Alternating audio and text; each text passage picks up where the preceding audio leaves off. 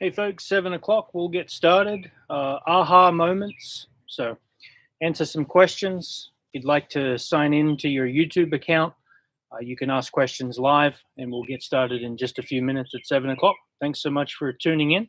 Be back with you shortly.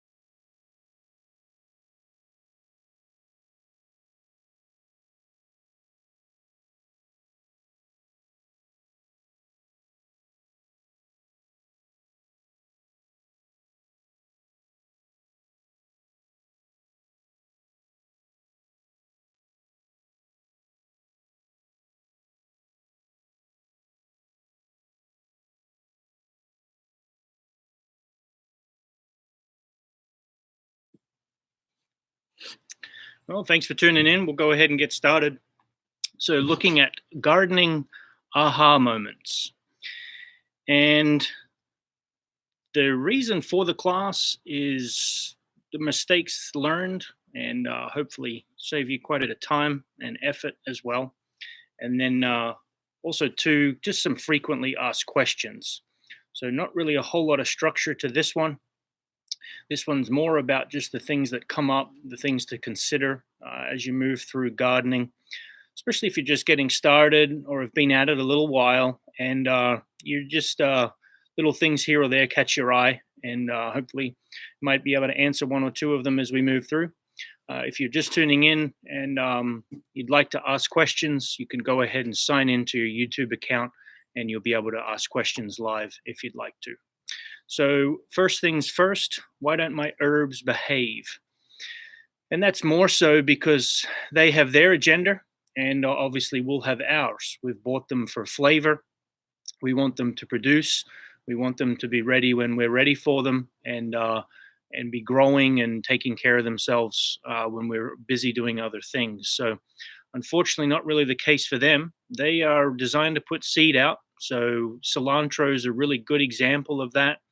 Cilantro, you plant the coriander seeds, and it will yield you cilantro leaves, which in turn yield you a flower, and then will give you the coriander seed again. So, the cilantro plant, the leaves there, that's what you've actually bought it for, is the flavor and the food to season with. So, the more often that you cut it, the healthier it's going to be. And what I mean by that is it's less work for you a little bit because you're not watering this big giant plant. When it gets big like that, it's quite bitter and tough as well. So nice to keep it really short, keep it tender and fresh and tasty. And then also too, it doesn't keep it keeps it from getting overgrown and shading other things as well.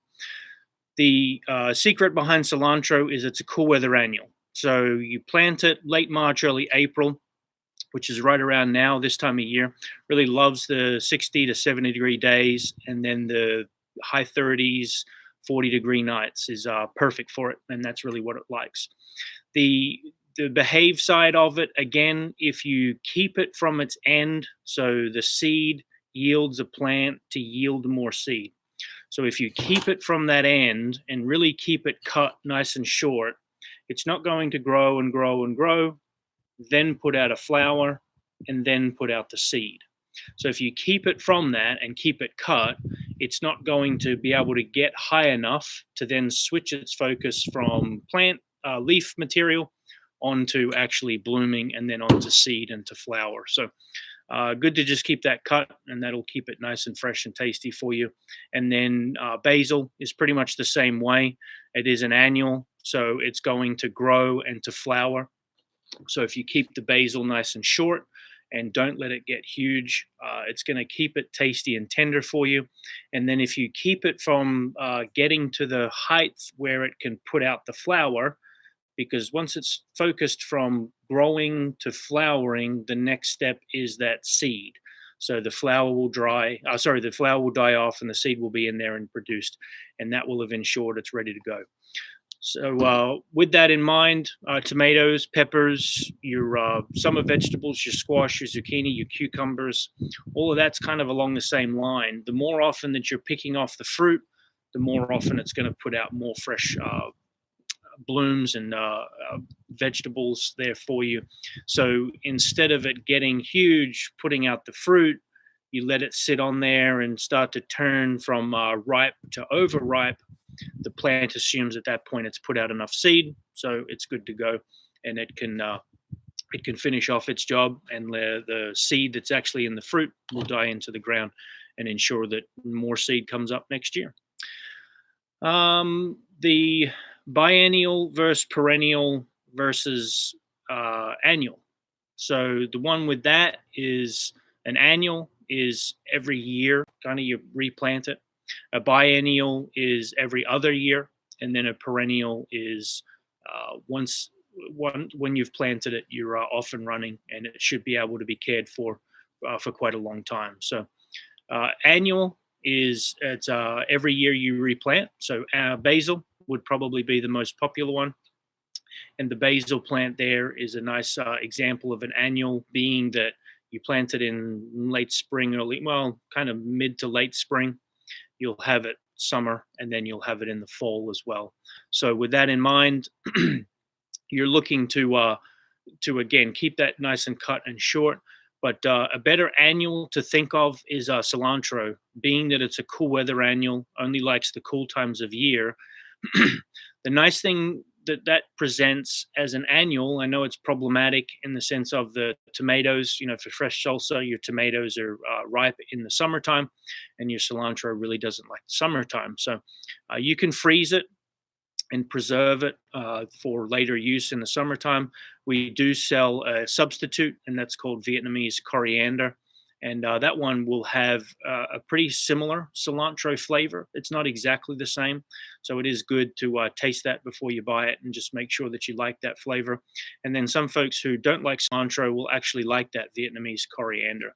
But back to kind of thinking of that as an annual, the reason cilantro is a good one to think of as an annual is when you plant it in late March, you really only have it through about Mother's Day, kind of mid to late April, depending on how the weather's going.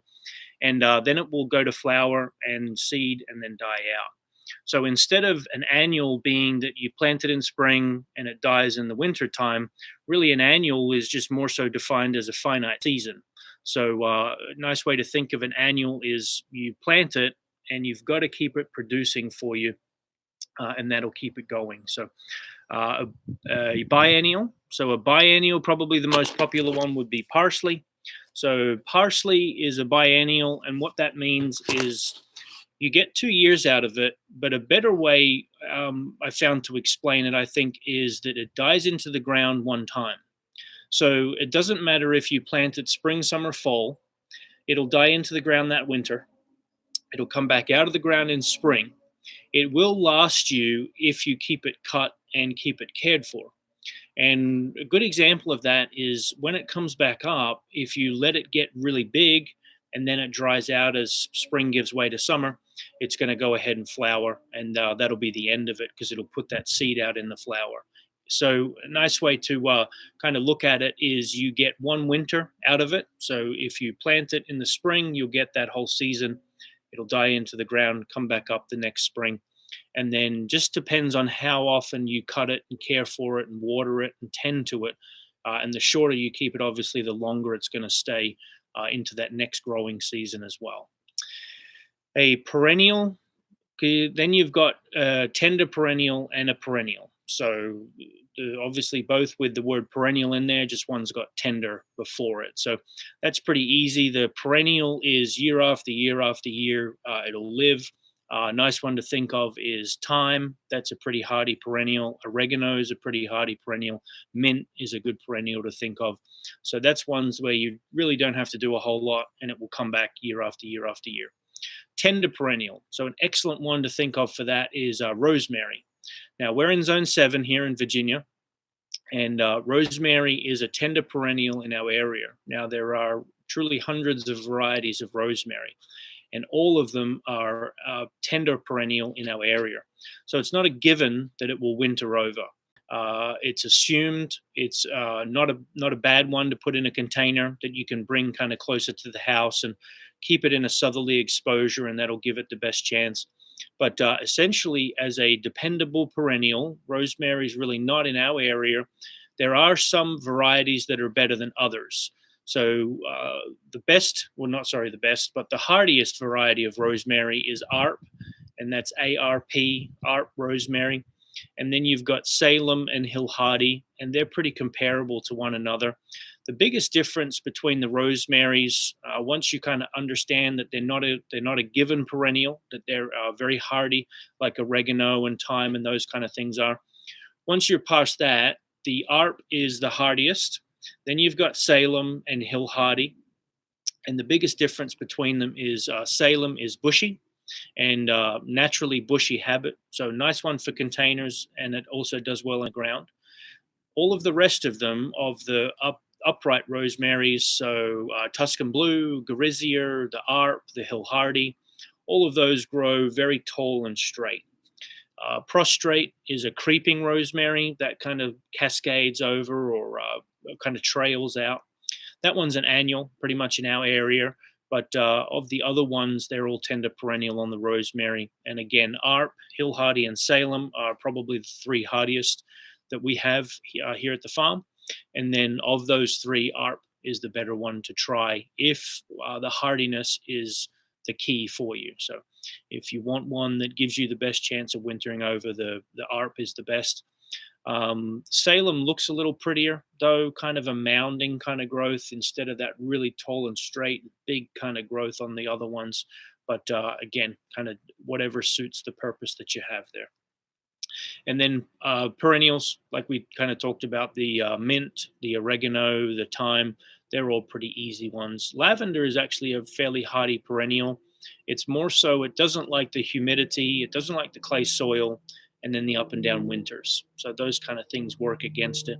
But it actually is hardy to zone 5. So we're in zone 7, so easily hardy for the winterness, the winter temperatures, sorry, in our area. Big plants, small plants, and plants with fruit on them. So which ones to buy as you're looking at plants? And before we get to that, let me share a pretty good story from years ago in a raised bed. So raised beds are very popular, nice, easy way to get gardening very quickly, and off to a good start with pretty good results the first year, and a really nice amount of yield as well, as long as the soil is nice and well drained. But had some leftover potting mix many years ago and thought it'd be a good idea to put that in raised beds, and pretty bad idea. It was always floating to the top. Potting mix is very, very light. In here, we've got soil amendments versus fertilizer, so we're going to cover that as we talk through that one now. Potting mixes are for containers. So if you're growing in a container, potting mixes are for the container. And that's really what you want to keep to when you're using a potting mix. Now, potting mixes are quite different to potting soils, and they're quite different to soil amendments, which are different to fertilizers. So what's the difference between them all? So potting mix is very light and fluffy. It's a mix of vermiculite, perlite, peat moss, pine bark, cocoa hulls. There's quite a lot of different ingredients. Now, bear in mind those ingredients, are really not naturally occurring all in the one place. So those ingredients have to be trucked into the plant. They get mixed up, and then obviously it gets trucked out in the bags there. So quite a bit of expense, usually on the potting mix side, but kind of depends on the purpose that you're using it for. Herb plants, vegetable plants, flowers all work very nicely in containers in a potting mix. Potting soils are more your trees, shrubs, perennials. It's a much heavier soil. So it's actually the soil mixed with mulch and some compost. So it's quite a heavy blend, and varying to the potting mix, which is pretty light and fluffy. When you pick up a bag of potting mix, it should be nice and light. When you pick up a bag of potting soil, probably going to want to have someone else pick that up for you because it's pretty heavy. And with that, though, those ingredients are usually closer together in a more abundant supply. So they're a lot cheaper. There's not as much cost in assembling that and getting it out to the garden centers and box stores and things like that. So potting soils are usually cheaper. Potting mixes are usually more expensive. So just one thing to bear in mind, though, on a potting soil, it's very heavy, so it holds the water for quite a long time. And a lot of your containerized plants, your herbs, your vegetables, your flowers really do better in a lighter, fluffier mix to keep that drainage cycle happening. And that'll keep them nice and vigorous as well. So soil amendments. So we have at the farm, we have potting mix that's strictly for containers. We have raised bed mix, and we have mushroom compost. So the raised bed mix and the mushroom compost are really for in-ground applications, whether it be filling a raised bed, maybe you're top dressing an area of a garden that you haven't used in a while, or you just want some yearly maintenance. We'll throw that mushroom compost just on top of the soil, and that will actually amend into the soil over that season. And then next year when we get started again in late winter, early spring, we'll go ahead and put some more mushroom compost down. So just a nice trace minerals and elements kind of feed for your regular old dirt, the soil in your garden. And then on a raised bed, that will settle, year after year, it'll settle an inch or two. So it's just a nice top dress to have on top to refresh things to get started for that coming season. So soil amendments are not fertilizer. Fertilizers are like your chicken poop, your cow and horse manure, blood meal, bone meal, things like that, that are actually designed to feed your plants, whereas soil amendments are designed to improve the health of your soil, keep them nice and aerated. For bug activity, worm activity, you do want your beneficial bugs in there as well, your praying mantis. We sell mason bees, which are great pollinators for your vegetables to get better yield and that kind of thing. So the health of your soil is for soil amendments. Your fertilizer is to actually feed your plants that you've planted in there. So as you're buying these things, it's just good to keep in mind, what's my purpose? What do I actually want to use it for? So that you're buying the right thing and fixing the problem with, again, what you're getting. So that kind of takes care of the soil amendments and the fertilizer, how, know, when, and why. We've covered the annual and the biennial and the perennial. Picking out plants, big, small, and ones with fruit on them. We'll cover that, and then we'll get to watering as we finish up. Big plants and small plants, and then especially on a tomato, when you're purchasing tomatoes or peppers, plants with fruit already on them. It really depends on how quickly the plant grows as to kind of when you want to buy it in the stage of its growth. So what I mean by that is, here's two parsley plants. Obviously, the difference between them is probably about a week to 2 weeks of growth. So this was planted a couple of weeks before this one, and then you obviously see the results here that this one's much larger and this one's smaller. What does that look like for you, the consumer, as you actually purchase your plants? Now, some things are okay to buy larger. There's obviously a lot of parsley in this one here, and there's enough there for dinner time. Use it for a couple of meals, and then by the time, a few days later, it's already back up and growing. Whereas the smaller one is going to take a little bit longer on the actual reproduction of the foliage. So which one is better, and what ones should you be looking to purchase? So on the herbs, your perennials, your annuals, your biennials, as you're looking around and you see kind of the different sizes, it's usually better to get fresher plants. And what I mean by that is, this is a little older. It's been sitting on the shelf a little while.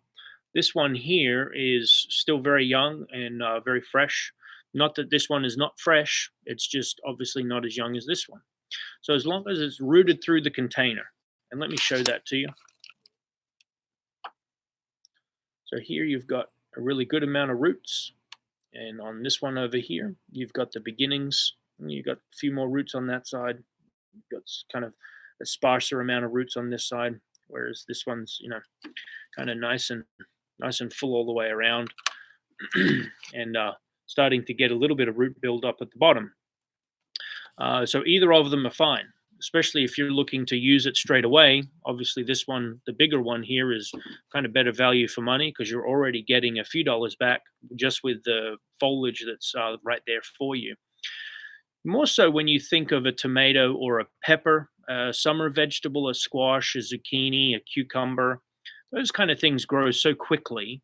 It's better to get the fresher plant because it hasn't gotten kind of pot bound. It hasn't slowed down its growth because it's now in a container, and it's moving away from growing foliage to now putting out blooms because it's constricted in that container and it wants to put out some fruit to do its job. So that's more so the concern with those type of vegetables there that already have fruit on them. They've kind of gone through the growing process. They've gone to the flower process. They've put a fruit on there and established, and now they're concentrating on that fruit. So when you put them in the ground, they're obviously not going to not produce more fruit, but they're going to kind of switch gears back to the growing side, grow for you, and then put out blooms and fruit. Whereas this one here that hasn't gotten kind of further down the road there, that one's not going to know any different. Get in the ground and just continue to grow that nice kind of vine for you, or the foliage of the plant, of the vegetable plant there, and then in time kind of move on to that fruiting process and fruiting aspect of the development. So not so much a concern on the herbs. You don't want to see a lot of root bound kind of at the bottom there. If it gets to that stage, you simply just cut that section off, nice sharp knife, and it will continue on. Especially if you can, once you've done that, kind of chop a good kind of significant portion of the top foliage as well, and that will allow it to readjust and kind of put more roots out and grow. So you certainly don't want a vegetable that's really, really pot bound in the container, being very constricted, and because it has to take time to reset back to that growing kind of size. So just something to bear in mind as you kind of look through. Again, the longer the plant sits in the container, the more pot bound it'll get, and then sometimes it gets leggy too and kind of stretches out, especially a tomato plant in the container, and it's very hard to get the plant back to not stretching out and being leggy as much. So just nice to get them when they're smaller and fresher and get them in the ground and growing. And which leads to, actually, while I think of it, it's nice to get them during the right time. So basil needs above 50 degrees. So now it's nice and moderate. Nighttime averages have been between 40 and 45. So still a little cool for basil to go out permanently. Not just the air temperature during the day, above 50, but at night as well. And then really on those plants, when they're tender like that, it's a good idea to wait until then, because it's also the soil, needs to warm up as well. That soil, when it's nice and warm, the air temperature is warm, it's just at the right time and it's getting warmer, it will receive that plant and be off and growing, instead of kind of hanging out waiting for it to warm up. Problem with that is you might get bugs, kind of thing, because it's just kind of sitting there and not growing as vigorously as it would have in the greenhouse, as it's gone out a little early. So just something to bear in mind, and again, get the best out of your plants. Um, Lastly, the watering. So we've got a basil here that I'd like to show you, and we talk on this quite a bit. So sorry if you're a regular and we've kind of hopped on this, but it's a really easy one to master, and then it just frees you up. It's a lot less work to water when the plant needs it, as opposed to when it's on the list of things to do. And what I mean by that is, these basil plants, don't pay attention to the height. This is nice and wet, and this is quite dry, but still moist enough. So really can't tell a whole lot of difference between the two. As you get more attuned to seeing it dry out, you'll notice the leaves kind of limping a little bit, especially if it's a nice sunny day, 60, 70 degrees, in the greenhouse. On a 60 to 70 degree day, it gets up to the high 70s into the 80s in the greenhouse. So as the plant dries out, it's going to show stress on the leaves, kind of thing, with a little bit of drooping. It doesn't necessarily mean, though, that it's dry. And the best way to check that is to kind of pop it out of the container in these nice small plants, or if you've got a container where it's planted, kind of dig down and see, how it's traveling for moisture down in the soil. So with that in mind, you can kind of see it's a little hard on the definition, but this one in my, oh gosh, it's my right hand. I assume it's your left as you're looking at it. Or maybe it's your right. But this one here that's moving back and forth and around and around, this one is nice and wet, and this one over here is dry. So with that in mind, that's what you want one end of the spectrum, and this is what you want to achieve on the other end of the spectrum. You want it to be nice and wet when you water it, thoroughly, top to bottom, side to side, all the way around the root ball. You want it nice and wet. And then as it dries out, you want to let it dry, not just at the top here, but all the way down, because again, the roots are all the way down. They're nice and established. So it's good to let it dry out all the way down, because the roots are still at the bottom, kind of thing. They're still happy and healthy and receiving moisture there. And then with that, as long as it dries down all the way, then you go ahead and water it, and then it's happy again and growing, and it's still growing as it dries out too. So it's not like it stops. It's just that the quicker that process happens from wet to dry, and then you water it and then it dries back out again, the quicker that cycling happens, the healthier and happier that plant's going to be. Really, because it gets exercised. If it's always wet, it's sitting there, doesn't have to go anywhere because it's got moisture there. Whereas if you're letting it dry out, it's going to root out, it's going to come across more nutrients naturally, and in turn grow you a healthier plant. So I think that just about answers everything. Let me take a quick look at the outline that we have here. Yep, that just about does it. So appreciate you tuning in. Hopefully that answered some questions, and stay tuned for more. Thanks so much. Have a good evening.